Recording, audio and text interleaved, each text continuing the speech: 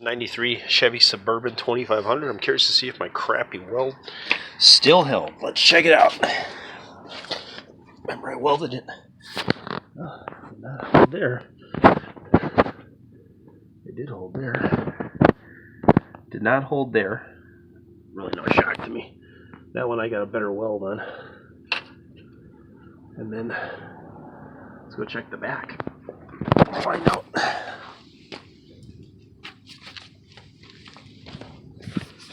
Back. Where are you? Yeah, the back held up, no problem. So we'll touch up the middle, and that was that. I could have lied. I could have just edited the video and pretended that everything worked out perfectly, right? But yeah, then I'd be like everyone else on YouTube. I ended up bringing out the welder, which is just like a $100 welder that I got from one of the parts stores.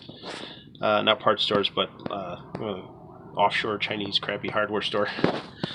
Get some, and the welder works just fine. Okay, that's just surface rust. But anyway, I ground it down, welded, ground it down, welded, ground it down, welded. I mean, that's on there. It's pretty much joined together. It isn't going anywhere anytime soon. Plus, as you see, I still got that wonderful coat hanger that was up there.